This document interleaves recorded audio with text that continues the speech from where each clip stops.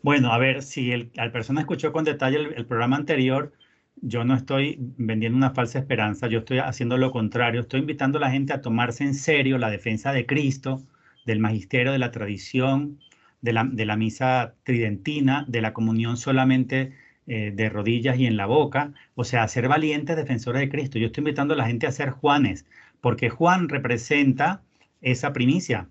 Por eso es que...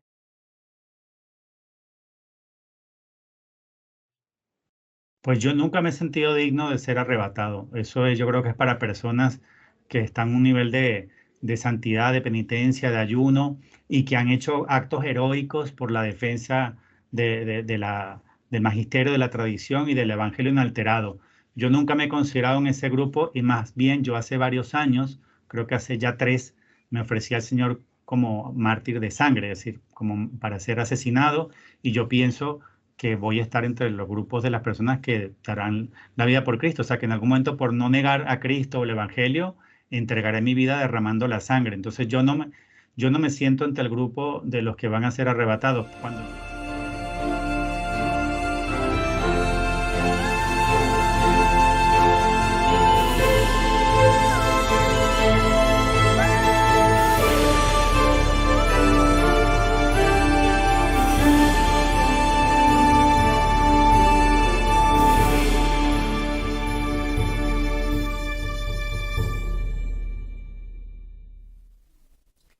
¿Son lógicos estos ataques que está recibiendo Mauricio Zaeta por parte de algunos católicos que no comprenden la propuesta teológica que él hace sobre la segunda venida de nuestro Señor Jesucristo?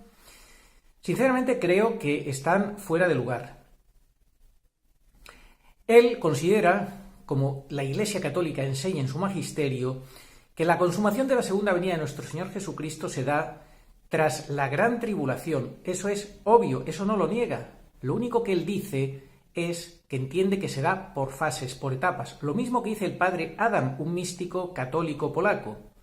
En el vídeo de hoy él va a responder a esas acusaciones que le tachan de protestante, de confundir, etcétera, etcétera. Él diferencia claramente entre Mateo 24 y Mateo 25 como dos momentos diferentes de la segunda venida de nuestro Señor Jesucristo. Una única segunda venida que será para todos, solamente así, dos venidas para todos los hombres. Solo que unos lo vivirán de una manera y otros lo vivirán de otra. Esto genera escándalo o incomprensión de una forma que yo no lo puedo entender. Vamos a ver cómo lo explica hoy en este programa con mucho detalle y vamos a sacar muchas conclusiones. Espero que sí. Él hace también un llamamiento, una invitación para debatir con respeto, con sosiego, con calma y entre todos buscar la verdad. Muy buenas, saludos cordiales en Cristo y María. Es un día también importante el que tenemos hoy porque el Señor nos da la oportunidad de seguir profundizando con Mauricio Ozaeta. ¿Cómo estás, Mauricio? Hola Arturo, un gran saludo para ti, para todos los que siguen tu canal y todos los que verán este programa desde Medellín, Colombia. Bueno, si te parece, vamos a empezar, aunque otras veces lo hacemos fuera de cámara, vamos a empezar compartiendo una sencilla oración para pedir al Señor la gracia de que lo que nosotros digamos pues le sea grato y de lo que dejemos de decir, tanto lo que decimos como lo que no, y que pues los que escuchan pues también puedan sacar cosas positivas. ¿Te parece? Adelante. Bueno, pues entonces en el nombre del Padre y del Hijo y del Espíritu Santo. Amén. Pater noster qui es in celis, sanctificetur nomen tuum. Adveniat regnum tuum. Fiat voluntas tua, sicut in cielo et in terra.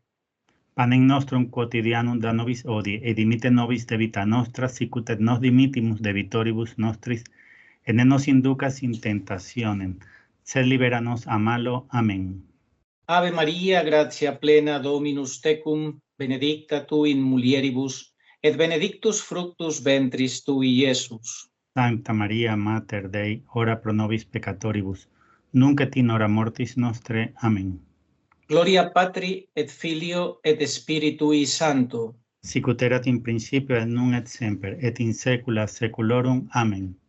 Bajo tu amparo nos acogemos, Santa Madre de Dios.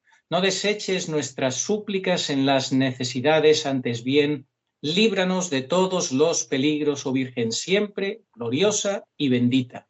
Ruega por nosotros, Santa Madre de Dios, para que seamos dignos de alcanzar las promesas y gracias de nuestro Señor Jesucristo. Amén.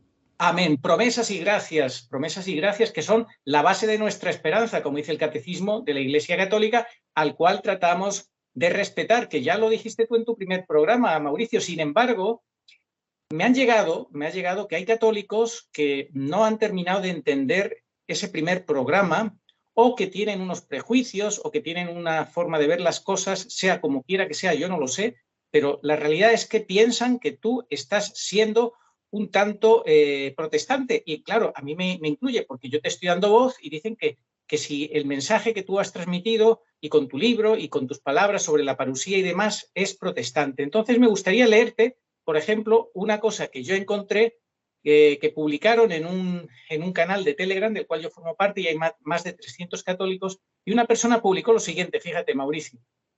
Cuidado con este vídeo, se refieren a ese primer vídeo que hicimos sobre la parusía.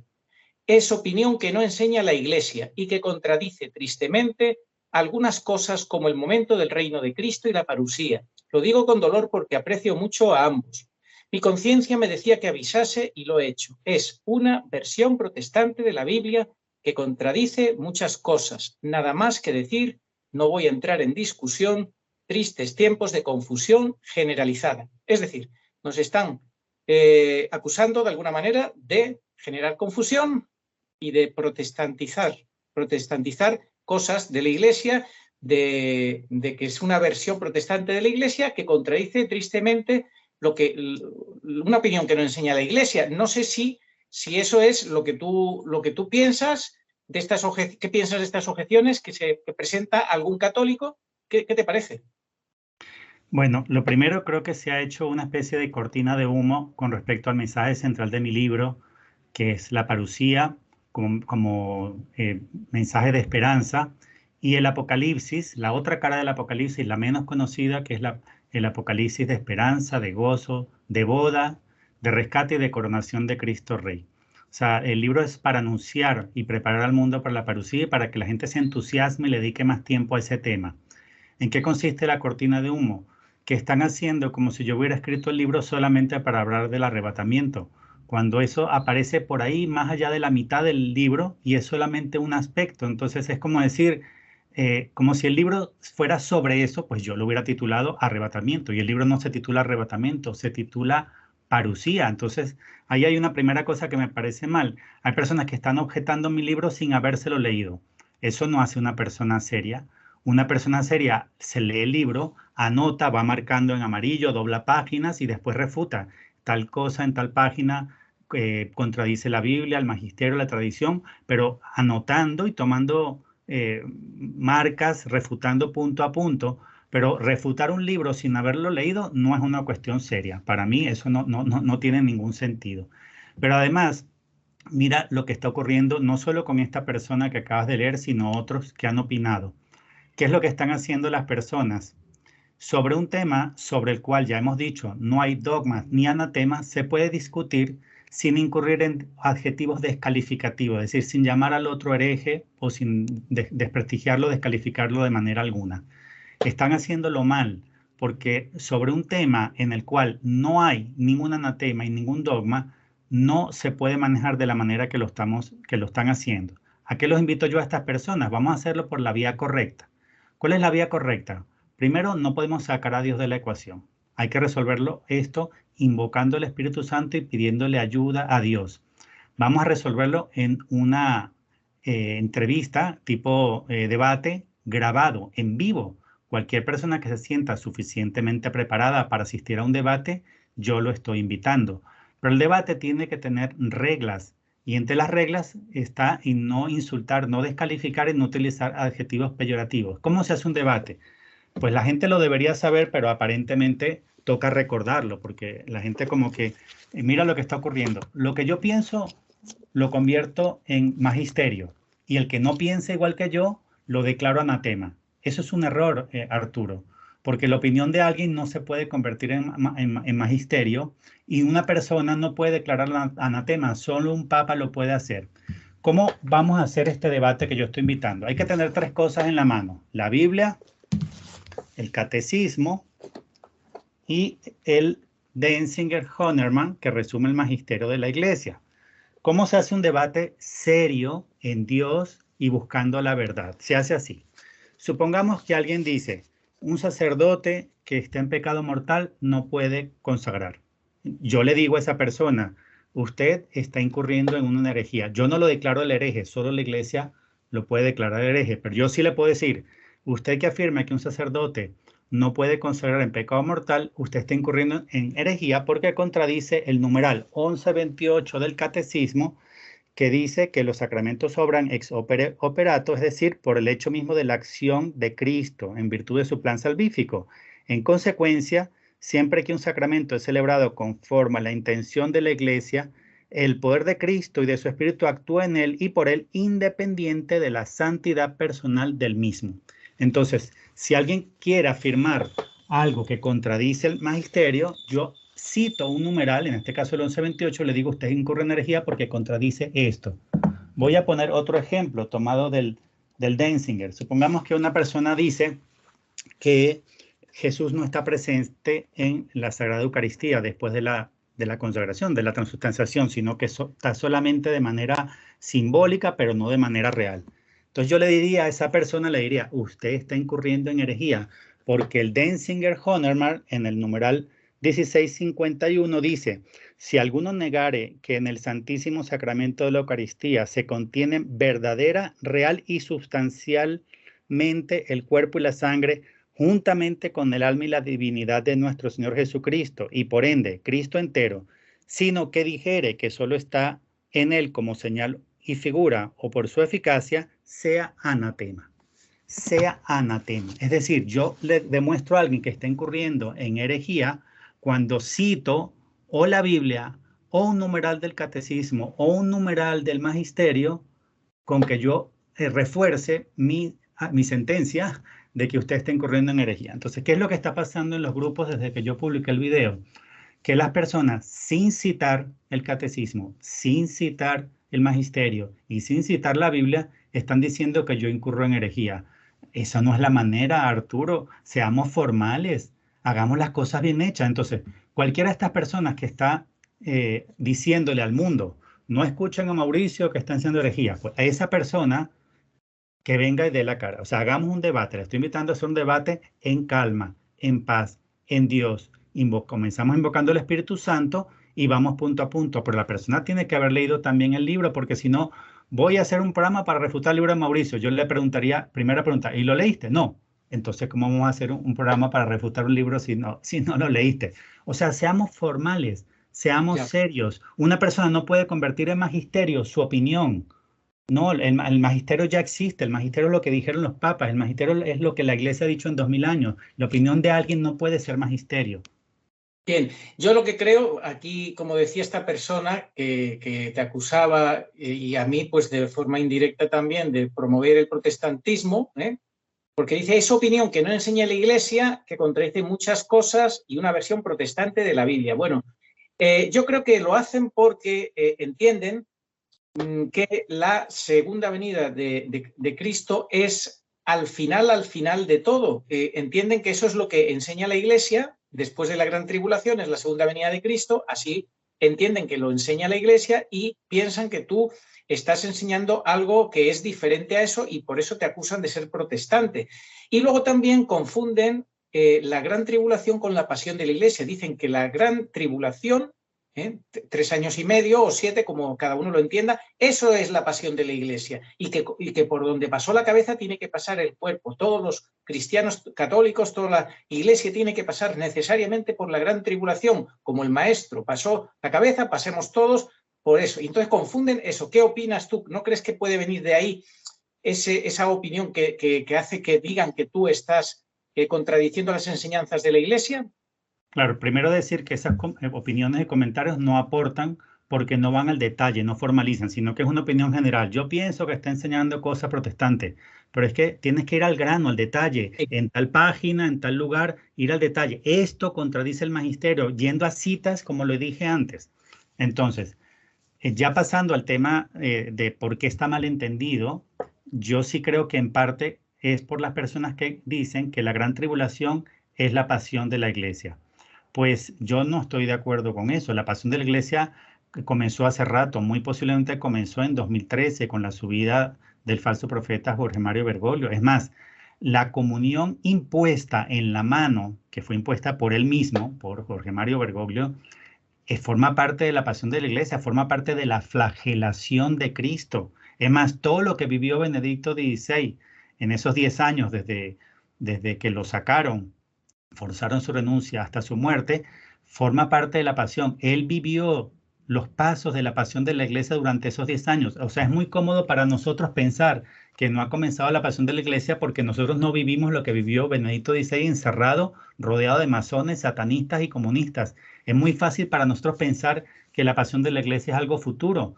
Robert Sarah escribió un libro hace unos años donde dice que ya la iglesia estaba viviendo, en el momento que él escribió el libro, que ya la iglesia estaba viviendo el Viernes Santo. Es posible que desde la muerte de Benedicto ya estemos viviendo el Sábado Santo. Entonces, ¿por qué pensar que la pasión de la iglesia es algo futuro? La pasión de la iglesia hace rato comenzó y habla mucho de ello María en el libro azul del Padre Gobi. Ella en los tiempos de la revelación del Padre Gobi ya habla que la iglesia está viviendo esos pasos de la pasión de la iglesia.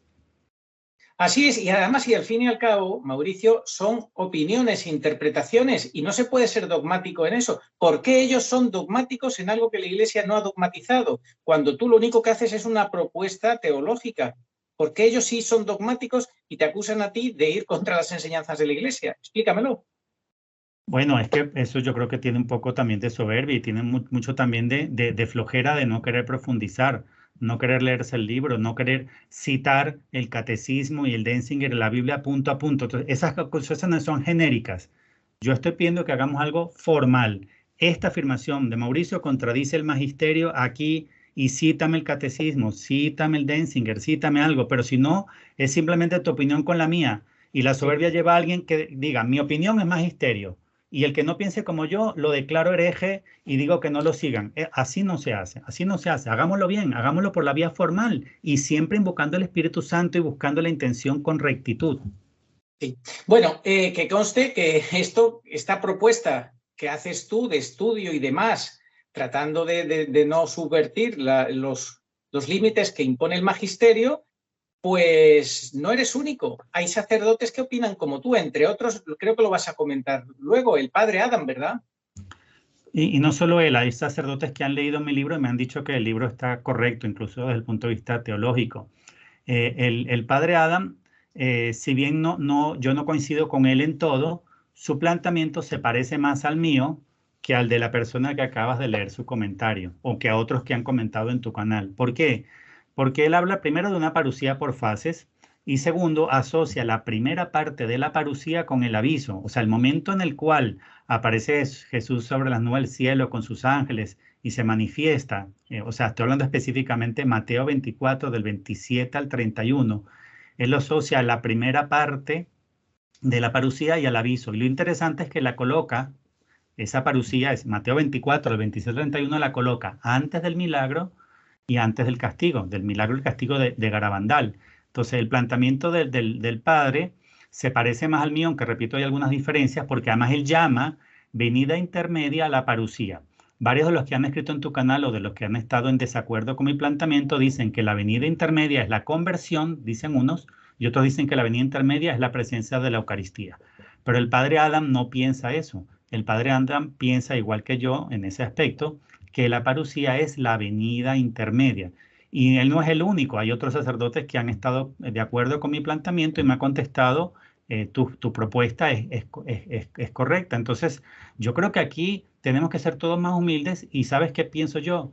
Que la verdad hay que buscarla entre todos, pero con humildad. El Espíritu Santo no le revela todo a una persona, él sopla donde quiere y cuando quiere, le da un poquito a uno, otro poquito a otro. ¿Qué invito yo? A que entre todos hagamos una comisión de trabajo sobre estos temas y profundicemos más. Si el padre Adam dijo que la parucía es por fases, pues indaguemos las fases, vayamos con más detalle, tenemos que leer la Biblia con más detalle. Sí, la parucía es por etapas, insiste el padre Adam, lo tiene clarísimo, dice que empieza en el gran aviso. Estamos hablando de un místico que desde niño tenía profecías y visiones, profecías algunas de las cuales que se han cumplido, es un sacerdote polaco. En fin, pues ahí está sus opiniones, cómo él lo ve, que es por etapas, y la clave está eso, que empieza a partir del gran aviso, mientras que toda esta otra forma de entender de los católicos, que no comparte tu visión, ni la del padre Adam y demás, dicen que no, que todo ocurre necesariamente tras la gran tribulación que identifican con la pasión de la Iglesia. Bien, bueno, pues vamos entonces con otras preguntas, ya que hemos ido aclarando estos puntos para ir entendiendo dónde se sitúa el debate. Yo te quiero preguntar, ¿condena la Iglesia el arrebatamiento? Primera pregunta. Otra pregunta, ¿condena que pudiera haberlo antes de iniciar la gran tribulación? Pues la respuesta es un contundente no, y a la persona que acepte el debate público y grabado que yo estoy proponiendo acá, le pido que traiga hecha la tarea, o sea, que revise a fondo el tema. Si considera o si va a opinar en ese debate que el arrebatamiento es una herejía, o que afirmar que ocurre antes de la gran tribulación es una herejía, tiene que traer las numerales del catecismo y del Denzinger que así lo sustenten. Pero la respuesta, yo ya hice la tarea, la respuesta es no. La Iglesia no condena el arrebatamiento, de manera que no es una herejía protestante, la Iglesia acepta esa doctrina, y la Iglesia no condena la posibilidad de que sea antes de la gran tribulación, porque como no lo condena, pues no condena ninguna posibilidad. Entonces, ¿qué quiere decir? Que está abierto a debate. Así de sencillo. Bien, entonces, ¿dónde estarían los errores protestantes con el tema del arrebatamiento?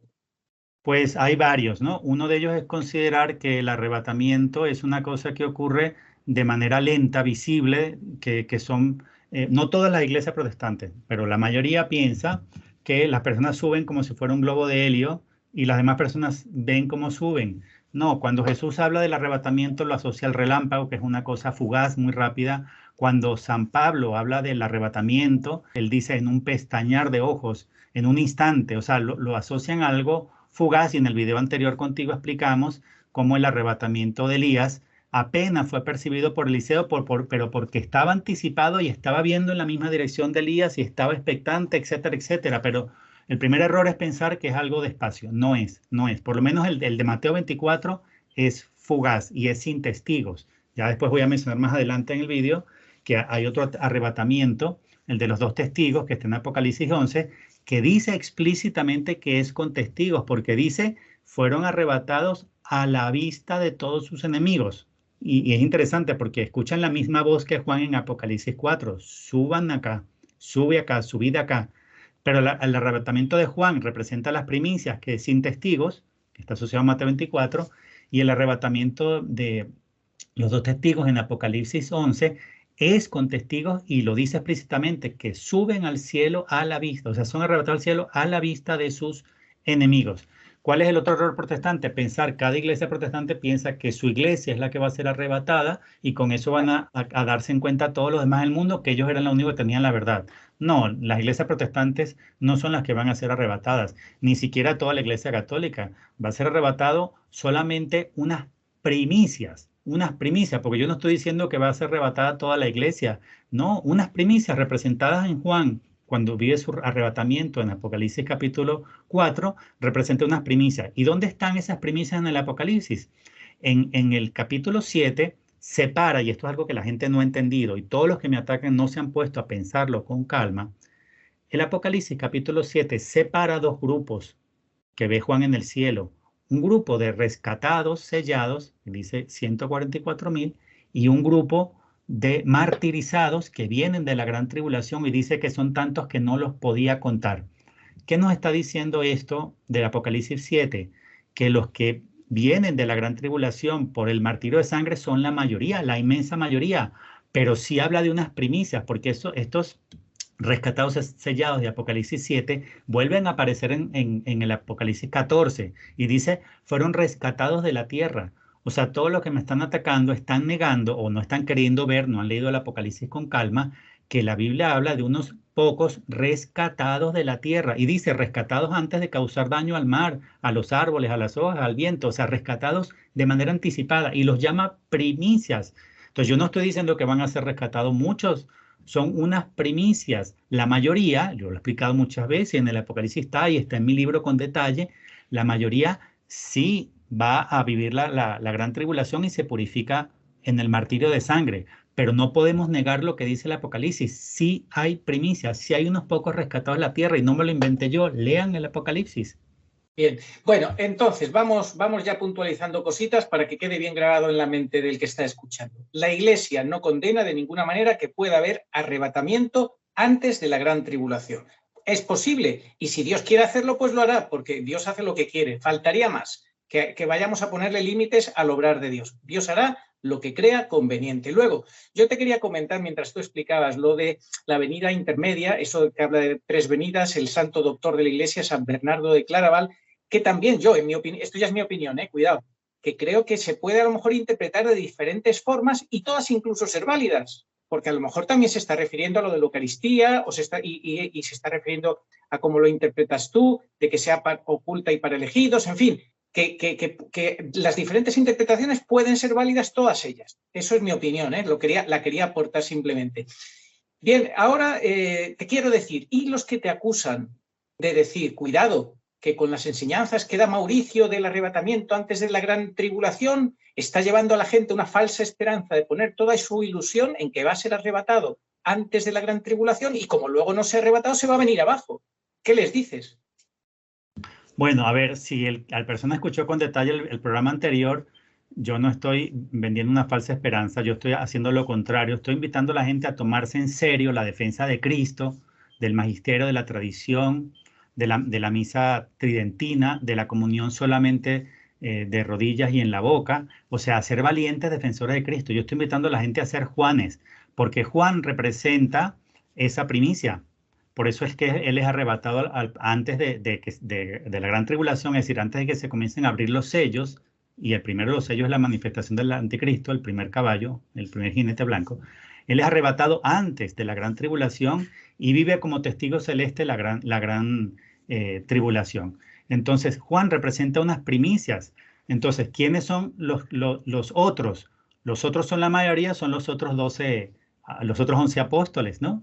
Que son los que sí dan testimonio de sangre. Entonces yo estoy invitando a la gente a ser Juanes, a ser valientes ahora, y por eso es que en el video pasado puse como ejemplo algunos valientes que están dando testimonio temprano al modo de Juan, como el padre Frank Pavone, el padre Hugo Valdemar, Perdona que te corté, déjame ahora que yo te haga ya una pregunta que te quería hacer más adelante, pero te la voy a hacer ahora. Y si tú ¿a ti te gustaría ser arrebatado y asistir a la coronación de Cristo Rey que tú sitúas como sitúa el Apocalipsis en 4 y 5 antes de la gran tribulación? Ves que hay muchos católicos que están en contra de tu forma de entenderlo, de tu interpretación, que dicen que no, que necesariamente la coronación tiene que ser al final de todo, nada de antes. Y tú, por ejemplo, que entiendes que es antes y es para los arrebatados antes de la gran tribulación, si tú no fueras arrebatado, ¿qué pensarías? Y tuvieras que pasar la gran tribulación, ¿cómo te sentirías? Pues yo nunca me he sentido digno de ser arrebatado. Eso yo creo que es para personas que están en un nivel de santidad, de penitencia, de ayuno y que han hecho actos heroicos por la defensa del magisterio, de la tradición y del evangelio inalterado.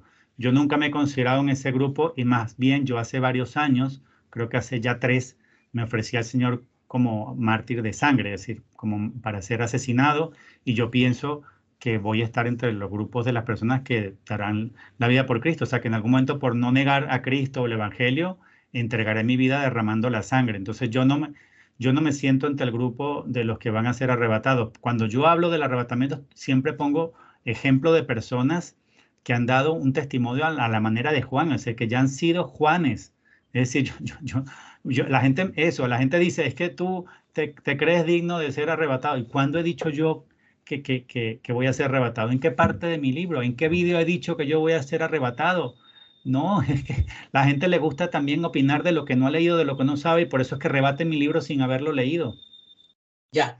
Bueno, y de estos señores que tú has puesto como ejemplos, tampoco afirmas rotundamente que vayan a ser arrebatados, solamente Dios sabe. Eso es poner un ejemplo por decir algo. Claro, claro, pero es que además otro error que yo he visto en las personas que me han refutado es que a los no arrebatados en las primicias, en el primer arrebatamiento, porque hay varios arrebatamientos, se demuestra bíblicamente que hay varios. En el primero, que son arrebatadas las primicias, han asociado el término escoria al que no es tomado, al que es dejado, según Mateo 24. Dice, no es tomado, no es dejado. han asociado el término escoria, como si fuera basura, el dejado. Yo no lo veo así, mira cómo lo veo yo, es algo muy sencillo de ver.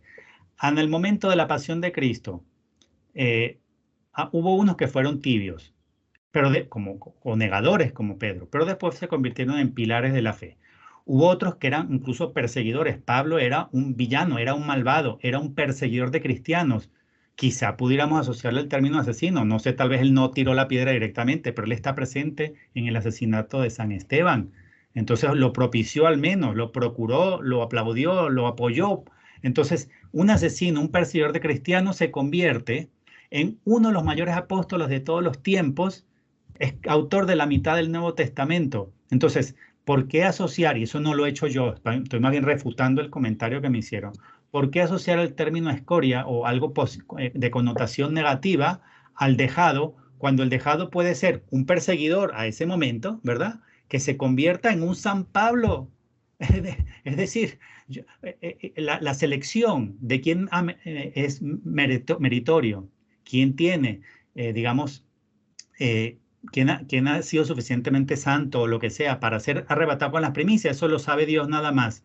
Pero el que se queda tiene una misión como la puede tener San Pablo y como la tuvo San Pedro y Santiago y San Felipe y otros. Es decir, además, yo no estoy diciendo que la mayor parte de la iglesia no tenga que sufrir el martirio de sangre. Claro que sí, hasta lo dijo Juan Pablo II en su discurso en Fulda en el año 1980, que otra vez la iglesia tiene que ser purificada por la sangre. Claro, porque la iglesia se ha convertido en una gran prostituta, en una gran ramera, y esa gran ramera tiene que ser purificada por la sangre, por haberse hecho amiga del mundo. Pero ¿para qué Dios vendría a castigar a la esposa que mantuvo fiel? Si un hombre llega después de estar fuera de su casa y encuentra a su mujer en fornicación, claro que la castiga. Pero si la encuentra, y ahora me refiero a la iglesia remanente fiel que vive en santidad, si la encuentra en santidad, en pureza y en castidad, ¿por qué tendría que bofetearla? ¿Por qué tendría que darle una lección a la mujer si la encontró en fidelidad? Porque te dicen que es que eso no lo hace el Señor, que lo hace el anticristo. Esa es la respuesta. Pero no se dan cuenta que el anticristo es la causa segunda. Al final, quien hace todo, de alguna manera, es la causa primera, que es Dios. El anticristo es un instrumento que utiliza Dios para castigar a la gran ramera, es decir, a la iglesia que se hizo amiga del mundo, no para castigar a la iglesia fiel. Por eso yo puse el ejemplo de estos sacerdotes y de este obispo santo que han dado la cara perdiéndolo todo, porque es que lo pierden todo cuando se enfrentan al mundo, cuando se enfrentan al Vaticano masón. Les quitan todo, pierden todo. Ya dieron testimonio, son Juanes. Yo no estoy vendiendo falsas esperanzas. Estoy invitando a la gente a que se convierta en Juanes, en valientes. Vale. Tú estás diciendo que supuestamente son Juanes ya, pero también hay otros católicos que dicen, cuidado con lo que afirma Mauricio, vaya a ser que tengan una vida oculta, pecaminosa, que él desconozca. En fin, bueno. Eso lo sabe Dios. Eso solo lo sabe Dios. Tú hablas, pues, porque de alguna forma hay que hablar y hay que poner ejemplos, pero luego obviamente no puede afirmar nadie rotundamente nada de nadie, eso es evidente. Bien, entonces tú has dejado muy claro todo esto, que no estás vendiendo una falsa esperanza, y también te quería preguntar, esto que acusan los que no comparten tu interpretación, de que eso de que la coronación de Cristo sea antes de la gran tribulación, que imposible, que tiene que ser después, ¿eso se puede afirmar rotundamente, una u otra postura? Bueno, rotundamente nadie lo puede afirmar, ni yo lo afirmo, ni otro lo pudiera afirmar. Se pueden plantear hipótesis, por eso yo estoy llamando a la gente a debatir en sano debate, con paz, con calma, invitando al Espíritu Santo. En el Apocalipsis aparece la coronación antes de la gran tribulación. Claro, me objetan diciendo, el Apocalipsis no es lineal, es espiral. Pero yo les respondo, no es solo espiral, es una combinación, en línea de tiempo es una combinación de lineal y de espiral, son ambas cosas. Para mí ocurre antes y tiene sentido, porque cuando el ejemplo que ponía antes del novio, llega el novio a la que encuentra fiel, va a la boda, va a su coronación, y a la otra, en lugar de mandarla al infierno, que es lo que la gente cree en la parucía, no, a la otra la manda a la purificación para santificarla, porque yo siempre cito Ezequiel 33:11, Dios no quiere la condenación de nadie. No, si el día de la pasión de Cristo fuera el último día, San Pablo se hubiera ido al infierno. Dios le dio otra oportunidad a San Pablo y se convirtió en un gran apóstol. Dios siempre da otra oportunidad, por eso es que es tan importante esta enseñanza del Padre Anda de que la parucía es por fases. Así es. Bien, vamos a seguir. Preguntas. ¿Es lo mismo el juicio de las naciones que leemos en Mateo 25 que el juicio final de vivos y muertos que sucederá al acabar el milenio? Por supuesto no lo es, y el que no logra diferenciar estas dos cosas, pues no puede dar un paso adelante en la escatología. Es decir, la segunda venida tiene asociado un juicio, y ese se llama el juicio de las naciones, que está en Mateo 25, que es cuando Jesús instaura el reino milenario sobre la tierra. Así lo dice Mateo 25. A las ovejas de la derecha, venid a mí, bendito mi Padre, recibí la herencia del reino preparado para vosotros desde la creación del mundo. Entonces, Mateo 25 es un juicio asociado a la segunda venida con el cual se instaura el reino. Y el juicio final de vivos y muertos es al final, cuando se acabe el milenio, lo dice claramente el Apocalipsis. Al acabarse los 1000 años, se da el juicio final. Hay un mensaje muy importante del libro azul del Padre Gobi de fecha 24 de diciembre de 1978, que se titula Su segunda venida. Este es muy importante porque la Virgen resume la segunda venida en 3 aspectos. El mundo no estará preparado para recibirle, vendrá para un juicio y vendrá para instaurar su reino. Miren qué hermoso, la Virgen resume la segunda venida en 3 aspectos. Pero líneas antes acaba de decir que ese juicio asociado a la segunda venida, no me lo confundáis, hijos míos, por favor, con el juicio final de vivos y muertos.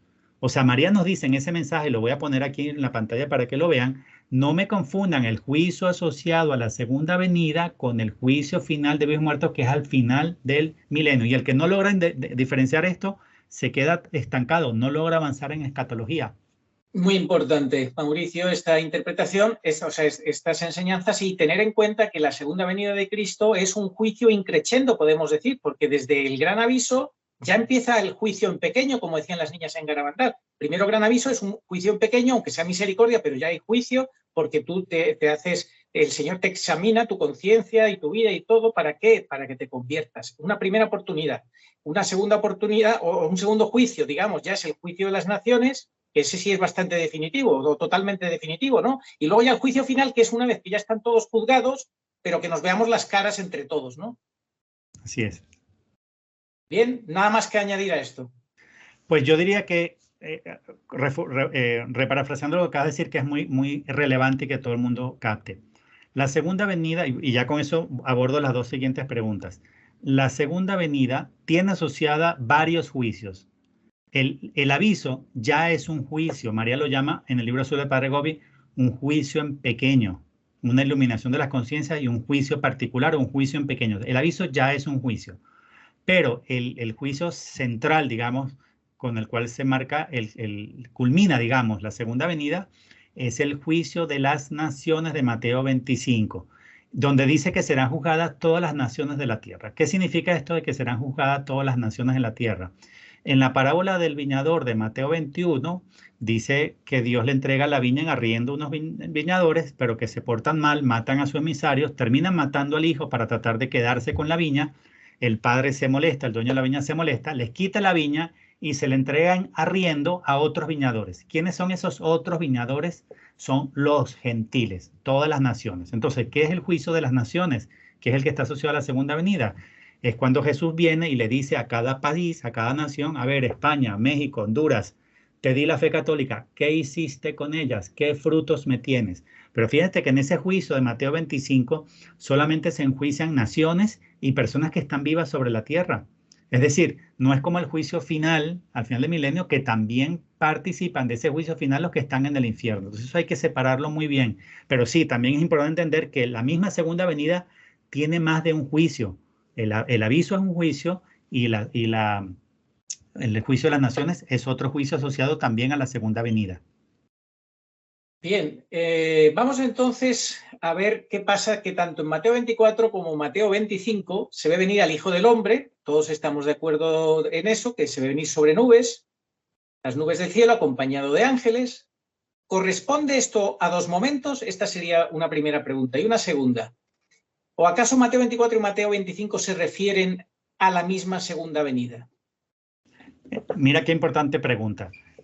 El primer escollo a superar para entender la escatología, y ya la mayor parte lo ha superado, es que lo que está asociado a la segunda venida dista mil años de lo que ocurre al final. Entonces, el que no diferencia estos 2 juicios, juicio de naciones y juicio final, no logra avanzar. Ese es el primer escollo a superar en escatología. El segundo, y es donde la mayoría está atascada en este momento, es que no logra diferenciar Mateo 24 de Mateo 25. Lo ven como una sola cosa. ¿Por qué la gente lo ve como una sola cosa? Porque tanto en Mateo 24 como en Mateo 25 se le ve venir al Señor sobre las nubes del cielo con sus ángeles. Entonces la gente dice, pues es lo mismo, está hablando de lo mismo, es un solo suceso, es un solo... Pero si una persona, y yo sugiero que lo haga, se pone de rodillas ante el Santísimo a leer una y otra vez Mateo 24 y Mateo 25, Mateo 24 y Mateo 25, pidiéndole ayuda a Dios, se da cuenta que en Mateo 24 hay un rescate de elegidos que son reunidos en los cielos, de un extremo de los cielos hasta el otro, porque uno es tomado y otro es dejado. Entonces los tomados son reunidos en los cielos. Eso es un rescate. En Mateo 25 lo que hay es un juicio. Se ponen delante de todas las naciones, separa las cabras de las ovejas y comienza a emitir sentencia, unos al reino y otros a la condenación eterna. O sea, Mateo 24 y Mateo 25 son completamente diferentes y la gente no lo ha logrado comprender, y hasta que no logra diferenciar Mateo 24 y Mateo 25, no puedes avanzar, te quedas atorado, te quedas en un escollo que no puedes. Entonces, una vez que has diferenciado las dos, ahí viene la pregunta importante. ¿En qué momento ocurre uno en función del otro? Esa es la pregunta. Porque nadie duda que Mateo 25, que es el juicio de las naciones, es al terminar la gran tribulación y ahí da inicio al reino. Entonces ahí está, digamos que se está fijado y la mayoría lo pone justo después de los 3 días de oscuridad. Perfecto. Entonces, digamos que no hay duda, el que ya logra diferenciar, pone sin duda Mateo 25 al final de la gran tribulación y antes del milenio. La pregunta clave que la mayoría no se ha hecho es, si Mateo 25, juicio de las naciones, al terminar la gran tribulación, ¿dónde está la parusía? ¿Dónde está Mateo 24? ¿Dónde está? Entonces, yo propongo en mi libro 2 alternativas. Uno, al principio de la semana 70 de Daniel, y otra la propongo en la mitad de la semana 70 de Daniel. Y el que quiera refutar esto, hágalo bíblicamente o hágalo con el catecismo y con el Denzinger en mano. Es más, para refutarlo, primero debería leer el libro completo, marcar en amarillo, doblar páginas, tendría que hacer una investigación profunda, porque si no estás refutando algo que ni siquiera leíste, no has escuchado el argumento, no has escuchado la explicación completa y ya la estás refutando sin entenderla. Eso no es la manera formal de hacerlo. Entonces, la clave es, Mateo 24 no es lo mismo para mí que Mateo 25, ni suceden en el mismo momento. Es más, en Mateo 24 Jesús no habla y es una manifestación como el relámpago. Solo asocia Jesús al relámpago, o sea, fugaz, rápido, inmediato, un instante, un parpadeo, decía San Pablo. Lo asocia solo a Mateo 24. En cambio, Mateo 25 es lo contrario, nada de fugaz. Nada de elegidos. En Mateo 24 habla solo de unos elegidos. En Mateo 25 no se habla de un elegido, se habla de todas las naciones, de todos los hombres. Y escucha una sentencia. En Mateo 24 Jesús no habla, no dice nada. En Mateo 25 sí habla como juez y emite sentencia. O sea, la gente no se ha dado cuenta que en Mateo 24 hay un rey de misericordia, que viene una boda, una coronación, y en Mateo 25 hay un justo juez que viene a emitir sentencia. Y el que no logra diferenciar estas dos cosas, no logra avanzar en estos aspectos. Bueno, pues por decir esto te acusan de protestante y de tener opiniones diferentes a lo que enseña la Iglesia. Pero la Iglesia no ha enseñado nada con respecto a esto. Y si alguien no está de acuerdo, repito, tiene que hacerlo Denzinger en mano, catecismo en mano y Biblia en mano para refutar, porque mientras no haya dogmas ni anatemas, es la opinión mía contra la de otro y ya al final se sabrá quién tenía razón, pero no utilicemos adjetivos descalificativos y no insultemos a la mano llamando al hereje cuando no soy capaz de demostrar que es hereje. ¿Por qué crees tú que hay esa cerrazón para permitir que Dios pueda hacer las cosas de esa manera? Hay una cerrazón con respecto a que haya primicias, pero siempre las hubo, siempre las hubo. Es más, Dios dio un trato diferencial a los que estuvieron con él en el Calvario, sí, cuando en Ana Catalina Emery y en María Valtorta, y te lo puedo compartir para quien te lo pida, uno se ve cómo termina la vida de Juan y cómo termina la vida de Santa María Magdalena, se da cuenta que terminan de una manera especial, como que Jesús estuvo ahí, como que los vino a buscar en el momento de su muerte. Es decir, Dios da un trato especial a los que estuvieron con él en el Calvario. ¿Y por qué no puede hacerlo? Si lo amaron más a él, dieron la cara. Es más, la iglesia ese día estaba representada en el Calvario con María, Juan, María Magdalena y la otra María. Y ellos tuvieron el valor de consolar a Jesús y de consolar a María en el Calvario. ¿Por qué no le podría dar un trato especial Dios a Juan y a María Magdalena? Se los dio, porque así está narrado en estas dos revelaciones privadas. Y Juan no tuvo que derramar su sangre por Cristo. Todos los otros apóstoles sí. Es decir, las primicias, aunque me llaman hereje por eso, están en el Apocalipsis. Las llama primicias, los llama rescatados de la tierra y son rescatados antes de causar daño a la tierra, al mar, a los árboles. ¿Entiendes? O sea, ¿por qué no le dedicamos más tiempo al Apocalipsis y menos tiempo al WhatsApp y al Telegram? En fin, yo lo que sigo sin entender es que confundan la gran tribulación con la pasión de la Iglesia. Esta mañana hablaba yo con un sacerdote que apoya tu interpretación, un excelente sacerdote. Me decía que él, en su opinión, la pasión de la Iglesia o de Cristo empieza incluso antes, hasta en el Antiguo Testamento se puede situar. Y cuando San Pablo dice, completo en mi carne lo que falta la pasión de Cristo, pues si eso no es vivir la pasión de Cristo, yo creo que todo cristiano, todo aquel que se quiere configurar a la santidad, pues vive la pasión. Pero hay No una sé. cosa importante que tengo que aclarar ahí. La persecución de la iglesia sí lleva 2000 años, eso sí. Sí. La pasión de la iglesia profetizada en el Catecismo, numeral 675, 676, 677, está reservada para un momento antes de la segunda venida, donde se repiten todos los pasos de la pasión de Cristo y lo asocia al momento en el cual el misterio de iniquidad, bajo la forma de una impostura religiosa, está hablando, es una profecía que la gente no se da cuenta, pero es una profecía sobre Bergoglio, caramba, es decir, el catecismo asocia la pasión de la iglesia al momento en el cual fuera tomado el vértice de la iglesia por parte de la masonería, aunque no lo diga así de claro, eso es. Entonces la pasión de la iglesia está asociada a la toma del vértice de la iglesia y eso ocurrió en el año 2013, pero no solamente eso, la pasión de la iglesia está asociado a la nueva coronación de espinas, a la nueva flagelación, a la nueva negación de Cristo, a la nueva... ¿Cuándo fue vendida la iglesia? La iglesia fue vendida hace unos años a sus enemigos, ya no son los romanos como hace 2000, sus enemigos ahora son protestantismo, comunismo y masonería. Y la nueva flagelación de la iglesia es la imposición que puso al mundo Jorge Mario Bergoglio, alias Papa Francisco, de que todo el mundo tenía que comulgar necesariamente en la mano. Y además también se ha prohibido, aunque pareciera que no, comulgar de rodillas. Entonces, eso es la nueva flagelación de Cristo. O sea, la pasión de la iglesia es algo que lleva años ocurriendo y la gente no lo quiere entender. Así es. Bueno, es evidente que tú no niegas que sea necesario un martirio de sangre para renovar y purificar la iglesia, ¿verdad? Por supuesto que no. Y de hecho, claro, ya lo dije, cuando Juan ve los rescatados sellados, las primicias, dice que era un grupete. Él habla de 144.000. Yo no sé si son un número exacto de 144.000 o simplemente están diciendo que son pocos. No lo sé. Pero cuando él ve una gran muchedumbre vestidas de blanco y con palmas de martirio en sus manos, lavados por la sangre del cordero, y pregunta quiénes son, él responde no sé, y la respuesta es, esos son los que vienen de la gran tribulación. Es decir, la mayoría va a alcanzar el reino, va a heredar el reino milenario por la vía del martirio de sangre. Aunque unos pocos sean rescatados, la mayoría no. ¿Por qué? Porque la mayoría no tienen el valor de Juan. Y porque también Dios dispone quién muere mártir o no. Yo ya me ofrecí a Dios al martirio de sangre, pero Dios dispone. San Francisco de Asís deseaba ser mártir de sangre. Es más, fue hasta Tierra Santa y quería morir allá dando la vida por Cristo.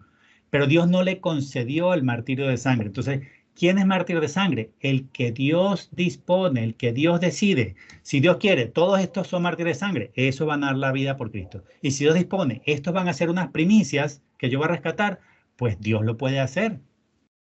Bueno, yo creo que ya se ha hablado claramente de los que no serán arrebatados, que será la inmensísima mayoría, no serán arrebatados antes de la gran tribulación y que tendrán que tomar que no se tienen que venir abajo ni nada por el estilo, porque eso sería absurdo. Se trata de amar a Dios y nada más, y configurarse con Cristo y lo que Dios quiera, y tendrán un papel importante. Entonces, que lo asuman, ¿no? Que lo asumamos. Así es. Bueno, pues eso yo creo que ya lo has explicado, no hace falta abundar más en eso. No. Luego, otra pregunta que te quiero hacer. ¿Solo se puede salvar y heredar el reino milenario a través del martirio de sangre? ¿deja siempre Dios una opción de librarse? Esto yo creo que lo has explicado sobradamente, pero si quieres añadir algo más. Sí, sí quiero añadir algo más porque es muy importante la pregunta. Dios siempre da una opción de librarse, siempre la ha dado, busquémoslo en la Biblia. Yo lo he dicho en mi libro, lo explico mucho y lo explican en otros vídeos. Los sucesos bíblicos históricos son proféticos, o sea, Dios cuenta el futuro a través de la historia y él mismo pone cantidad de ejemplos sobre ello. Entonces, cuando Jesús mismo nos manda a analizar los rescates de Lot y de Noé, para que entendamos que a Lot se le dio una opción de rescate y a Noé también se le dio una opción de rescate. Pero ¿dónde más? Voy a poner una muy interesante. En Lucas 21 dice Jesús, él está advirtiendo a sus discípulos, cuando veáis a Jerusalén rodeada por ejércitos, sabéis que llegó la hora de su destrucción o de su devastación, dicen otras traducciones. La pregunta es, cuando vino la destrucción de Jerusalén en el año 70, que destruyeron la ciudad, mataron a muchísimos judíos y a los que no los mataron se los llevaron como esclavos. ¿Eso afectó o no afectó a los cristianos? No los afectó, Arturo, porque ya se habían ido. ¿Y por qué ya se habían ido? Porque Jesús les dijo, cuando vean a Jerusalén rodeada por ejércitos, saber que les llegó su hora. La guerra judío-romana duró varios años. Primero estaba el cerco amplio. Cuando eso todavía se podía entrar y salir. Y cuando vieron ese primer cerco, los cristianos salieron todos. A medida que avanzaba la guerra, se hizo lo que se llama el cerco cerrado. Una vez que estaba el cerco cerrado, ya no se podía entrar y salir. Ya el que se quedó ya estaba dentro. Y terminó con la destrucción de Jerusalén en el año 70.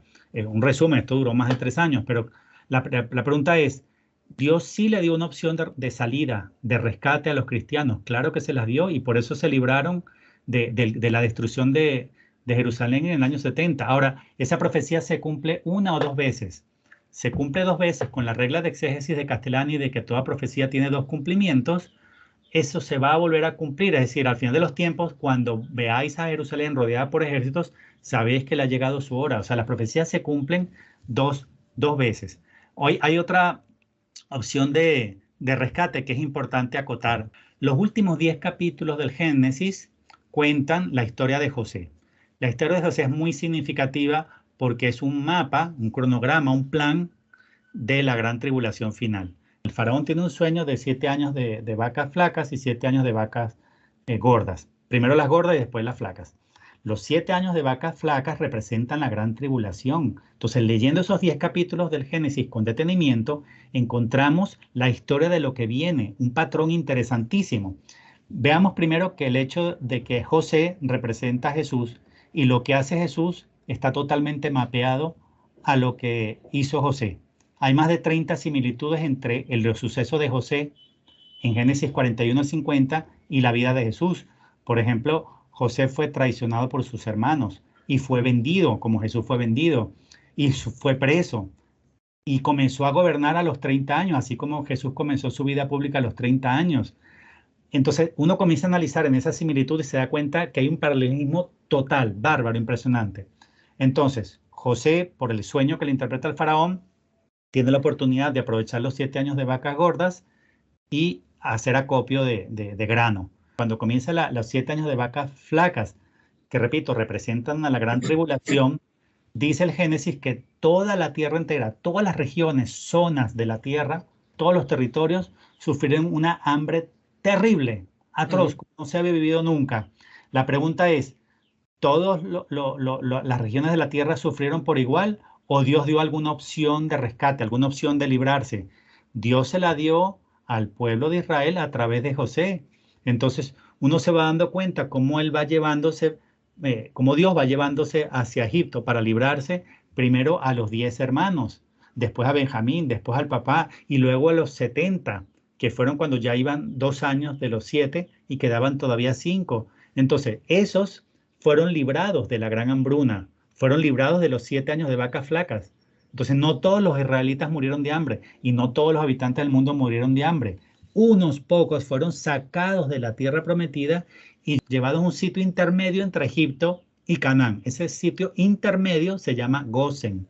No sé si hay una relación con el Gozen, con C, de gozar, si hay una especie de alegoría, no lo sé. Pero el punto es que hay una opción de rescate, de salida. Y Dios sí le permite a estos pocos, a estos 70 al menos, los libró de la gran tribulación, de la gran hambruna que asoló y azotó toda la tierra. Entonces, ¿por qué pensar que Dios no puede sacar a algunos como sacó a Jacob y a sus hermanos, a sus hijos, que los sacó de manera anticipada? Entonces, mientras más indagamos en este misterio de José, más nos damos cuenta de lo que podemos aprender de lo que viene de la gran tribulación. Es más, te digo algo muy importante. Jesús, cuando comenzó su vida pública a los 30 años, igual que el gobierno de José, tenía que llevar a cabo sus 7 años de vacas gordas. Y después venía el reino. Pero como Jesús es matado en la mitad de esos 7 años, entonces se convierten los 7 años de vacas gordas en 7 años de vacas flacas y se transponen al final de los últimos tiempos. Por eso es que la semana 70 se manda para el final. Cuando Jesús en la sinagoga de Nazaret lee Isaías y dice, ahí se declara Mesías por primera vez, ahí se declara Mesías. El Espíritu de Dios está sobre mí porque me ha ungido. El ungido es el Mesías, se declara Mesías. Y dice, he sido llamado a declarar un año de gracia. Hay una cosa interesante, él está recitando Isaías 61, pero él corta antes de la última frase de Isaías 61, que no la dice Jesús, y habla de un gran castigo. Mira qué interesante, Jesús corta la frase y no pone la siguiente de Isaías, porque seguramente es condicional. Si a él no lo matan, no vendría ese castigo de Isaías 61 a continuación, pero como él lo matan, se convierte en castigo. Y ese castigo es la gran tribulación. Hay mucha tela que cortar aquí, pero hay que profundizar más en estos misterios. En lugar de acusarme de hereje o de enseñar cosas protestantes, indaguemos más en lo que ocurrió en la sinagoga de Nazaret, relacionémoslo con los últimos 10 capítulos de Egipto y lo que pasó con José, si hay una opción de rescate. Y antes de cerrar esta pregunta, quiero poner una más porque es muy relevante. La negociación, yo lo llamo negociación, pero obviamente no es tal cosa, entre Abraham y Dios por el perdón de Sodoma. Eso está en Génesis 18 y después está en Génesis 19. Cuando ya le dice Dios a Abraham que tiene que ir a destruir Sodoma, él se llena pues de tristeza, ¿no? Y comienza a negociar y subir a 50 y subir a 30 y subir a 20. Entonces, la pregunta que le hace Abraham a Dios es muy significativa porque él las contesta todas. La primera pregunta ¿es así que vas a destruir al justo con el impío? Y después le dice, lejos de ti obrar de esa manera, que hagas morir al justo con el impío y que el justo y el malvado sean tratados del mismo modo, lejos de ti.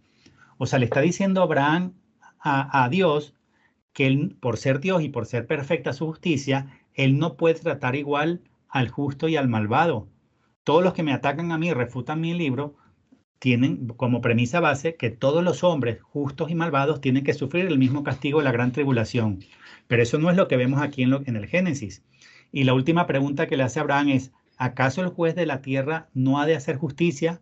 Para Abraham hacer justicia significa no tratar del mismo modo a los malvados y a los justos. Entonces, esas preguntas quedan respondidas todas por Dios.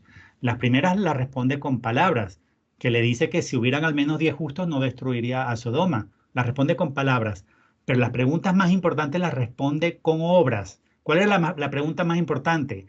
¿Es así que vas a tratar igual al justo y al impío? ¿Por qué Dios le responde que no trata igual al justo y al impío? Porque en el capítulo siguiente, en Génesis 19, se ve como estos dos ángeles llegan a Sodoma, le dicen a Lot, agarra a tu mujer, a tus hijos y sal. Y como él se demoraba, lo toman de la mano y lo sacan. Al sacar a Lot antes del castigo, está respondiendo con obras la pregunta de que Dios no trata por igual al justo y al malvado, no los trata por igual. Todos los que me refutan se basan en la premisa que todos tienen que sufrir el mismo castigo, pero se demuestra en la Biblia que Dios siempre da una opción de salida, de rescate, de liberarse. Sí, pues te dicen eso porque te insisto en que ellos entienden que como la gran tribulación es la pasión de la Iglesia, por donde pasó la cabeza tiene que pasar el resto del cuerpo, todos necesariamente tienen que pasar por ahí. Claro, pero es que algunos lo pueden hacer a la manera de Juan, es lo que yo he dicho tantas veces, es decir, bueno, hay testimonio de sangre, claro, pero hay testimonio de palabra y lo dice el Apocalipsis también. O sea, cuando él habla de los rescatados, los asocia a que dieron testimonio de palabra, de ejemplo. No solamente se da testimonio derramando la sangre, ese es el punto que la gente no comprende. Yo lo que no comprendo es que se sea dogmático en imponer imponer que Dios tenga que hacer las cosas de una forma o mi forma de entenderlo. Yo creo que hay que decir, bueno, pues ya veremos, Dios ya veremos cómo será. Puede ser de una forma, puede ser de otra, puede ser una cosa, no sé, mezclada. Es que yo creo que el misterio este nos supera a todos. No se puede, si no está definido dogmáticamente, ¿por qué hay una parte de la opinión de la Iglesia que se ponen a definirlo dogmáticamente? Si no está definido. Te voy a rápidamente compartir 4 citas bíblicas muy breves que demuestran que sí hay opción de escape. Dice Lucas 21:36, estad en vela pues orando todo el tiempo para que tengáis fuerza y escapéis a todo lo que está para venir y podáis estar en pie delante del Hijo del Hombre. Eso es Lucas 21:36.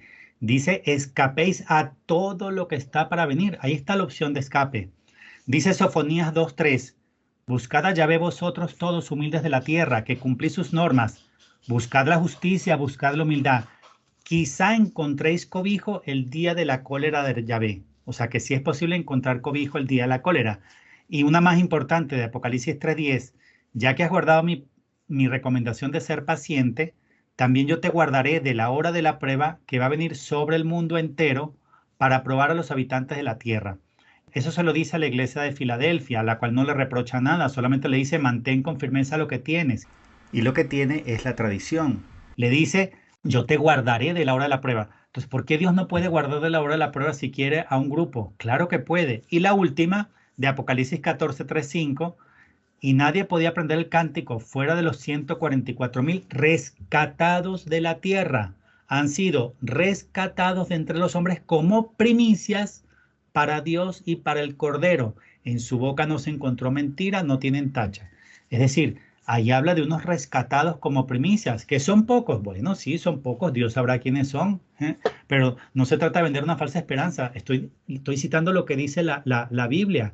Si uno tiene frases que contradigan mi libro, preséntelas, las debatimos en público, pero en la Biblia deja claro que hay primicias, que hay rescatados, que hay una opción de escape. Sí, sí. El padre Adam también habla de diferentes grupos que están con diferentes actitudes antes de la gran tribulación, con diferente suerte. Eso lo explica también el padre Adam, según sus visiones. En fin. Dios también nos ha dado opciones de ser preservados a través de mensajes de la Santísima Virgen María. En la revelación de Ámsterdam, que dice que el Espíritu Santo habita en el corazón de todos los pueblos para que sean preservados de la corrupción, de las calamidades y de la guerra. Hay una opción de librarse, de ser preservado. Y esto no es una falsa esperanza, esto es real. En el libro azul del Padre Gobi hay un mensaje bellísimo donde María hace un símil de ella con el suceso del diluvio. Dice así, como Noé en el nombre del Señor invitaba a subir en el arca a los que debían salvarse del diluvio, así ahora tú, mi pequeño, en nombre de tu Madre Celestial, debes invitar a entrar en el refugio de mi corazón inmaculado a aquellos que deben ser protegidos, defendidos y salvados de la gran prueba que ha llegado para la Iglesia y para toda la humanidad. Cierro comillas. El mensaje del 15 de marzo de 1993. En este mensaje hay una opción de librarse, una opción de ser preservado, protegido de la gran prueba que llega para el mundo. Y esto es real, esto no es una falsa esperanza que ofrece la Madre de Dios. El libro azul del Padre Gobi no ha sido condenado por la Iglesia. Entonces esto no se trata de vender una falsa esperanza. Y si una persona no es digna de esta defensa, protección, de esta salvación ofrecida por María en este mensaje, pues tendría que evaluar por qué no entró en esa arca, qué fue lo que hizo que quedó excluida de esa arca. Pero no se trata de que la Virgen esté haciendo una falsa promesa, esto es real. Bueno, ahora te quiero preguntar, ¿nuestro Señor dijo algo antes de la pasión, en su última semana, sobre la parusía? En los capítulos del Evangelio de San Juan del 13 al 17, ¿aporta algo relacionado con la parusía? Uy, mira qué pregunta tan importante. Esos capítulos de Juan 13 al 17, transcurren desde un día antes del Domingo de Ramos hasta un día antes de su pasión, es decir, hasta el Jueves Santo. En esos 4 días, como ya se estaba despidiendo de ellos, era, digamos, los últimos días con ellos, tenía que anunciarles lo más importante que vendría a futuro. Cuando uno analiza con detalle, voy a poner aquí en pantalla Juan 14 y Juan 16, uno se da cuenta que de todo lo futuro, Jesús hace énfasis en dos cosas. Por un lado, en el Pentecostés, o sea, en el envío del Espíritu Santo al mundo. Pero después habla de un día misterioso que él llama el día aquel día. Y es un misterio, pero Señor, ¿qué es ese día aquel? Pues la respuesta está ahí mismo. Si se lee con calma, vamos a ver qué es ese día aquel. Porque él habla de un gran día, el día que envía el Espíritu Santo, y de otro gran día que lo llama aquel. Bueno, ¿qué es aquel día? Primero dice, lo asocia a la frase, vosotros viviréis. Vosotros, claro, vosotros, ellos ya van a estar muertos, entonces vosotros viviréis podría estar refiriendo a la resurrección. Pero también habla lo que van a vivir los que estén vivos. Y dice, me manifestaré a él. Me manifestaré a aquel que me está esperando. Y de hecho Judas le dice, no el Iscariote, le dice, Señor, ¿por qué te vas a manifestar a nosotros y no al mundo? O sea, ¿por qué esa manifestación asociado a aquel día, que para mí es la parucía, por qué esa manifestación de aquel día que nos está refiriendo, por qué te manifiestas a algunos y no a todos? Eso lo dice en Juan 14:23. Dice, si alguno me ama, guardará mi Padre, y mi Padre le amará y vendremos a él. Guardará mi palabra, guardará mi palabra. Claro, entonces guardará mi palabra y si alguno me ama. Es decir, estando las dos condiciones para que nos manifestemos a él. ¿Por qué es tan importante esta cita de Juan 14:23? Porque es la que utiliza San Bernardo de Claraval cuando habla de la venida intermedia. Entonces, él está hablando de un día aquel que se concretiza en dos aspectos. Manifestación no universal, sino a aquel que me ama y guarda mi palabra. Y así le responde al otro Judas, no al Iscariote, ¿por qué no se le va a manifestar en aquel día a todos, sino solamente a algunos? ¿A quién? Al que me ama y guarda mi palabra. Sobre eso vuelve a ahondar en Juan 16. Primero habla otra vez de Pentecostés, en Juan 16, 13 y 14. Pero cuando refiere al día aquel, el día que yo soy la parucía, mete este misterio. Dice, dentro de poco ya no me veréis y dentro de poco me volveréis a ver. Y ellos comienzan a hablar entre ellos. ¿Qué significa ya no me veréis y después me volveréis a ver y tal y cual? Entonces, Jesús dice que ese día volveré a veros cuando los demás estén gozosos, pero ustedes estén tristes. Y yo ese momento, aquel día, hago el cambio. Es decir, a partir de ahí, a ellos les sobreviene el gozo y a los otros que estaban alegres les sobreviene la tristeza. O sea, como que se voltea la tortilla ese día. Es decir, pareciera como si esto estuviera hablando de los 2000 años de la persecución de la iglesia, que tiene 2000 años en persecución, y producto de esa persecución los perseguidores están alegres, pero va a llegar un día que lo vuelve a llamar aquel, como en Juan 14, va a llegar un día en el cual se troca, se voltea. Los que están alegres de perseguir, martirizar y calumniar cristianos, se les convierte tristeza, y al perseguido cristiano se le convierte en gozo. O sea, vuelve a hacer referencia al día aquel y dice que es el día en que me volveréis a ver. Entonces, para mí, en Juan 14 y Juan 16 está el misterio del Pentecostés y de la parucía. Y por cierto, ese Pentecostés referido ahí no tendría por qué referirse solo al primero Pentecostés del siglo I. Pudiera también referirse al segundo Pentecostés que se da en el aviso, porque la Santísima Virgen María, cuando habla del aviso, de la iluminación de las conciencias en el libro azul del Padre Gobi, la llama segundo Pentecostés. Ella asocia la iluminación de la conciencia al segundo Pentecostés. Así que es posible que Jesús aquí en Juan 14 y Juan 16 está hablando no de dos momentos, sino de tres. Podría estar hablando del primer Pentecostés, del segundo Pentecostés y de la parucía. Estupendo. Bueno, ¿qué pasa con Apocalipsis 14, que habla de la vendimia? ¿Ahí se está mandando al infierno? Los que me están contradiciendo mi estudio, eso es lo que dicen, que ese día se manda a la gente a los 3 días de oscuridad, donde los demonios se llevan a los vivos malvados al infierno y tal, ¿no? O sea que ese día ya ocurrió la decisión final de salvación o condenación, y a la vid, es decir, a la uva, se le manda ya a la condenación eterna. Eso es no entender un poco también el carácter eucarístico del Apocalipsis. Jesús se ofrece al mundo, su cuerpo y su sangre, que están representadas en la misa en las dos especies, el trigo y el vino. Para salvarse, los hombres tienen que hacerse ofrenda viva a Dios también. Unos serán trigo y otros serán vino. Los que serán trigo son las primicias del Apocalipsis, ¿no? Los rescatados, los arrebatados en el primer arrebatamiento, son las primicias. Pero También son ofrendas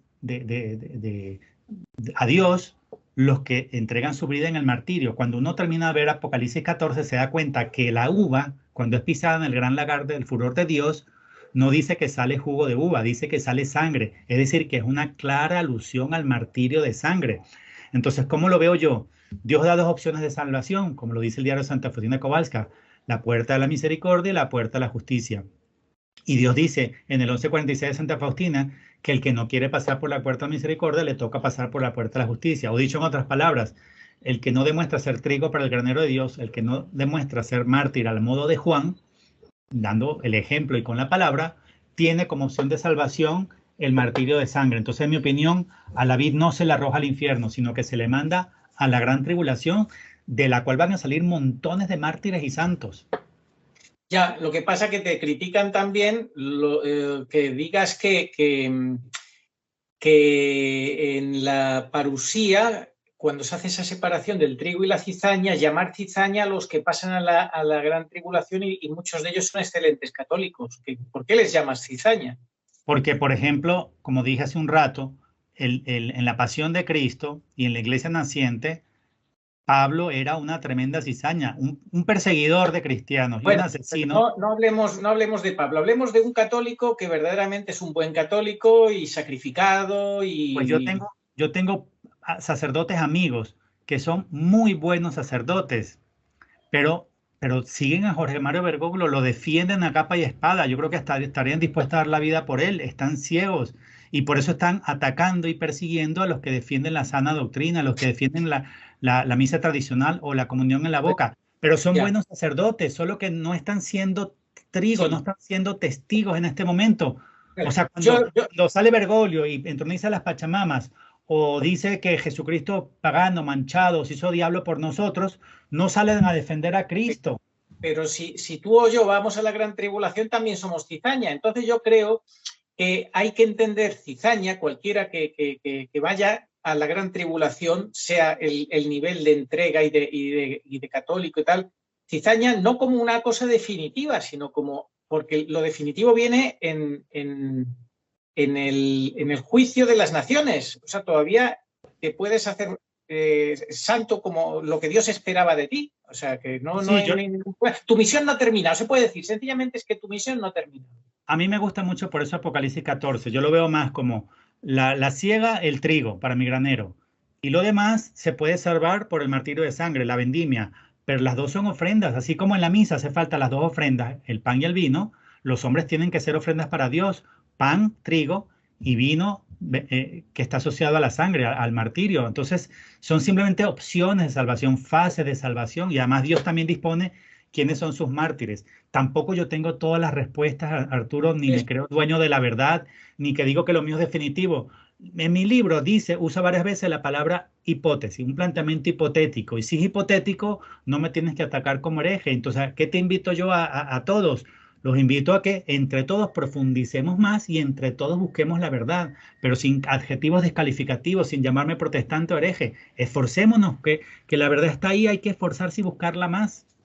Bien, vamos entonces con que me expliques la diferencia que hay entre la expresión la tribulación de aquellos días de Mateo 24-29 con la expresión la gran tribulación de Mateo 24-21. ¿Es lo mismo? No, no es lo mismo. Cuando Jesús habla de la gran tribulación, la asocia al momento en el cual es suprimido el sacrificio perpetuo y es instalada la abominación de la desolación, haciendo el mismo referencia al profeta Daniel.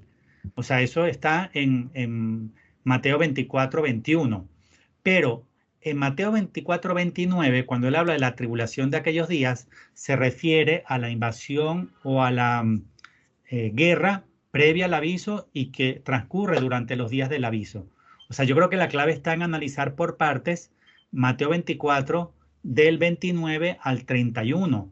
Lo primero que dice eso es que asocia la parucía con el relámpago. Después dice, inmediatamente después de la tribulación de aquellos días, el sol se oscurecerá y la luna no hará su resplendor y las estrellas del cielo caerán y las fuerzas de los cielos serán sacudidas. Esa tribulación de aquellos días es el momento en el cual el comunismo toma un papel preponderante, hace una invasión, una guerra, que es lo que están tan referidas veces en Garabandal y en los sucesos asociados al aviso, ¿verdad? Y las manifestaciones cósmicas que preceden al aviso. Luego dice, aparecerá en el cielo la señal del Hijo del Hombre y entonces se golpeará en el pecho toda la raza de la tierra. Esa es la crucifixión en el cielo y la iluminación de las conciencias. Y luego viene la parucía, verán al Hijo del Hombre sobre las nubes del cielo con gran poder y gloria, enviará a sus ángeles, reunirán a sus elegidos. ¿Por qué?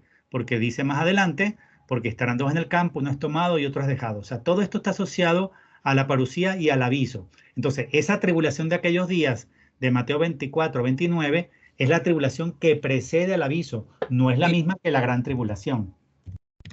Y además eso de que están dos mujeres trabajando, una es tomada y la otra es dejada, eso no se ve que esté en un contexto posterior a la gran tribulación, justo antes de los 3 días de oscuridad o algo así, sino en un contexto mucho más tranquilo. Muy, pero muy buen punto lo que acabas de decir. Los que me están refutando coinciden en que la parucía es al final de la gran tribulación. Al final, ya el mundo está devastado, ya está todo destruido, ya han perecido 2/3 de la humanidad. Y lo que tú dices es cierto. Cuando en Mateo 24 Jesús habla de que estarán dos en el campo, uno es tomado y otro es dejado, dos mujeres moliendo en el molino, una es tomada y la otra es dejada, no parece que fuera al final de los 7 años de vacas flacas. Parece que fuera en un momento tranquilo, normal, ¿entiendes? Es decir, esto que toca decir es clave para refutar que casi todos los que me han hablado o en tu canal han refutado dicen, no, es que la parucía solo puede ser al final de la gran tribulación. Al final, esto no parece en ese contexto. Muy, muy buen comentario, muy buen aporte tuyo. Eso me lo dijo a mí un sacerdote y cuando me lo dijo yo dije, pues tienes toda la razón y por eso, ya que me ha venido a la mente, te lo quería compartir. Así que todo el mérito para él, bendito sea Dios. Bueno, seguimos. Otra pregunta. La señal del Hijo del Hombre en el cielo, que la vemos en Mateo 24. ¿Ese crucifijo que se forma en el cielo por el choque de dos astros está asociado al aviso o a la parusía? Bueno, yo por el mismo análisis que hice antes de Mateo 24, del 29 al 31, yo lo asocio, en mi opinión, sin ninguna duda, al aviso. Y de hecho, hay muchas profecías privadas que asocian la cruz que aparece en el cielo al momento del aviso. Varios de los que están escribiendo en tu canal o que nos han escrito refutándonos a este estudio mío y este libro, dicen que no, que la señal del Hijo del Hombre es en la parucía al final de la gran tribulación. No, eso es lo que sostienen, pero yo no he escuchado ninguna revelación privada que sostenga esa tesis, esa hipótesis. Así es, tal cual. Eso yo, pues Santa Faustina Kowalska, en el mismo Umbe, la Virgen habla incluso de eso, de esa señal asociada al aviso, como dices tú.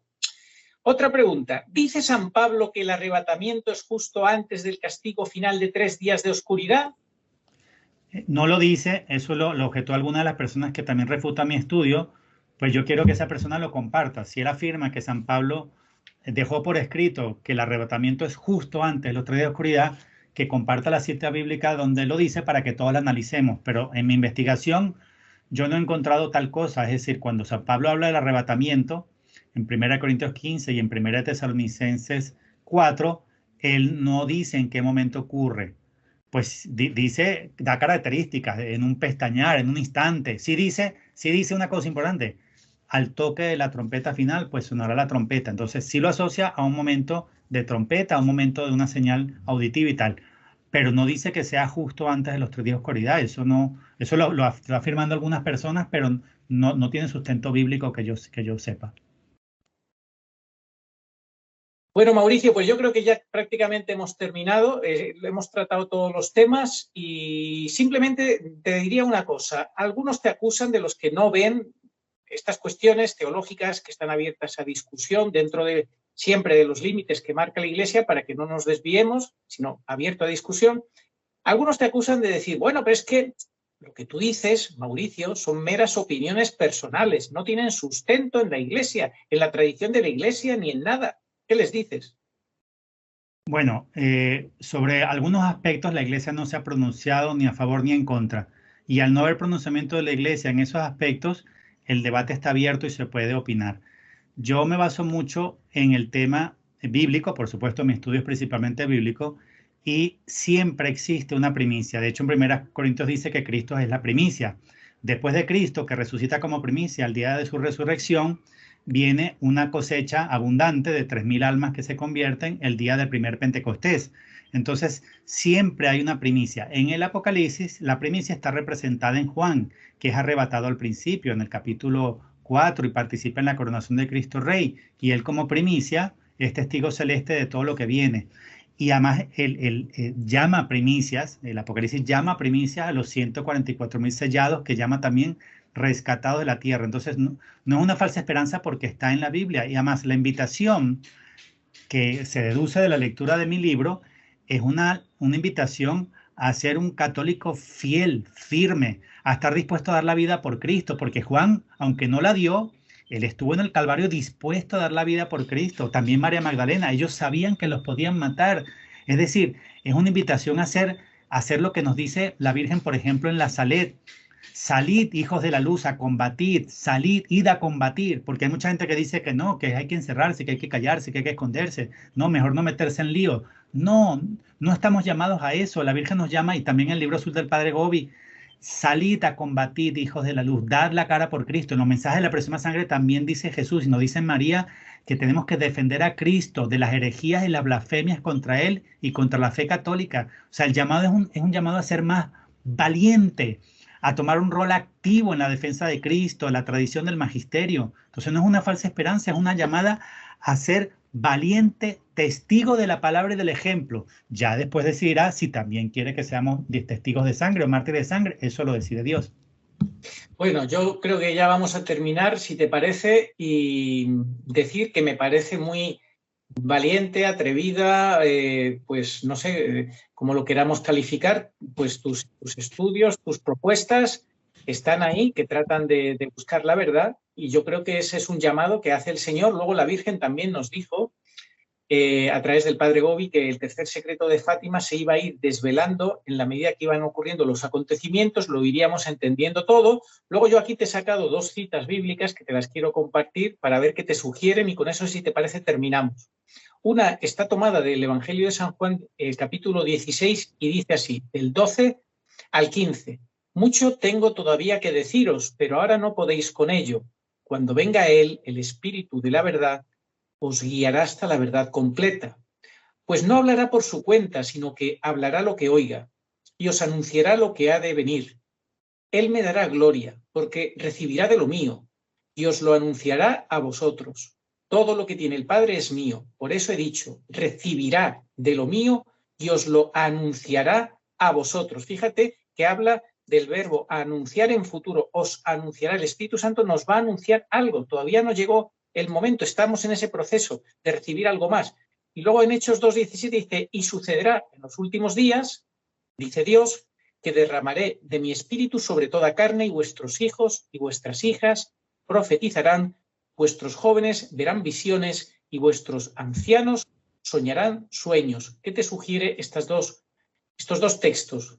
Claro, en la Biblia está todo lo que va a ocurrir, está todo lo fundamental, lo importante, pero hay cosas que Dios ha dejado como veladas para que fueran comprendidas en el momento que Él así lo decidiera.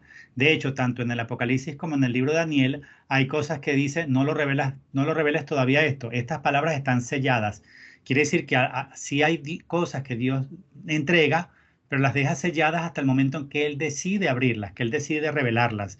Y por eso es muy importante también el aviso, el segundo Pentecostés, porque Dios tiene cosas todavía que enseñarnos y que explicarnos. Algunas nos las ha explicado a través de videntes, de místicos, de santos, y muchas a través de la Santísima Virgen María. Hay muchas cosas que no entendíamos hasta que ella las reveló. Mira, hay capítulos o enseñanzas fundamentales del Apocalipsis que nunca nadie, ni siquiera doctores de la iglesia, entendieron hasta que la Virgen las explicó en el libro azul del Padre Gobi. Entonces, hay cosas que Dios revela en el momento que Él decide y punto, y no antes. Tal cual, eso lo resume en una expresión nuestro amigo Agustín Aranda, él lo llama parusía en tiempo real. O sea, que se va desvelando poco a poco y según Dios nos quiere conceder por pura gracia y nos ilumina el entendimiento como se lo iluminó a los discípulos de Maús por pura gracia, y mientras no ocurra eso, no entendemos nada. Yo me despido sugiriendo a la gente, para quien quiera profundizar en este misterio, leer con calma Mateo 24 versus Mateo 25 para que vean que son 2 sucesos separados, 2 momentos, y que lo haga también contrastando 2 TS1 con 2TS2. Es decir, de la segunda epístola de los tesalonicenses, comparar el capítulo 1 con el capítulo 2, porque en el capítulo 1 está lo que está asociado a la manifestación de Mateo 24, y en el capítulo 2 está lo que está asociado al juicio y a la venida de Mateo 25, cuando aniquila al impío, ¿no? Al anticristo, etcétera, etcétera. Entonces, es muy bueno también contrastar estas dos citas, porque ahí se ve una manifestación en los cielos, como Mateo 24, y otra venida donde ya viene de una manera ya visible, de una manera universal, como en Mateo 25. Entonces, estas dos también hay que confrontarlas. Y nada, no quiero hacer más largo el programa, que ya está bastante largo está. Te agradezco mucho por este tiempo, por este espacio. Y bueno, invito a las personas que quieran debatir sobre este tema a que lo hagamos, pero siempre con suavidad, en caridad, invocando el Espíritu Santo, y todo con Biblia, catecismo y el magisterio en mano, el Denzinger Hahnemann. Pues que así sea. Muchas gracias a ti por tu trabajo, por tu tiempo, por querer venir a aclarar estas acusaciones, ataques o descalificaciones de algunos católicos que, como tienen otra visión de las cosas, pues te acusan de protestante o de tergiversar las enseñanzas de la Iglesia. Espero que haya quedado suficientemente aclarado. Si todavía queda alguna duda, pues ahí queda tu invitación para poder debatir con quien tenga una visión diferente. Nada más. Muchísimas gracias. Y terminamos con la oración a Nuestra Señora de todos los pueblos, que puedes dirigir tú. Sí, la voy a dirigir y me gusta tenerla aquí en la mano cuando la hago. Muy bien. Señor Jesucristo, Hijo del Padre, manda ahora tu Espíritu sobre la tierra.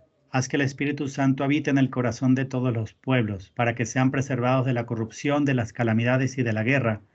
Que la Señora de todos los pueblos que un día era María sea nuestra abogada. Amén.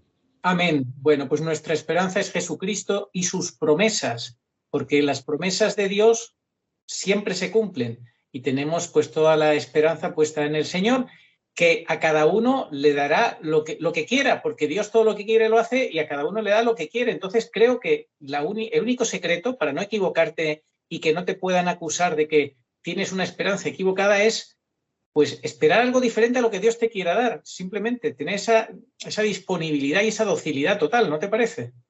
Claro, cada quien tiene un plan, una misión específica, y uno tiene que aceptar la que le toca y con gozo llevarla adelante. Tal cual. Pues nada, muchísimas gracias. Oh María, sin pecado concebida. Ruega por nosotros que recurrimos a vos. Amén. Amén. Ni ojo vio, ni oído oyó, ni mente humana puede imaginar lo que Dios tiene preparado para los que le aman. 1 Corintios 2:9. El día del Señor llegará como un ladrón, y ese día los cielos desaparecerán estrepitosamente. Qué santa y piadosa debe ser la conducta de ustedes, esperando y acelerando la venida del día del Señor.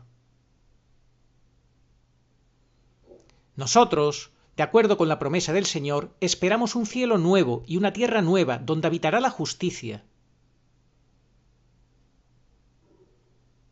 En el mundo tendréis tribulaciones, pero ánimo, yo he vencido al mundo. Rezad y haced rezar, porque el mundo está en el camino de la perdición.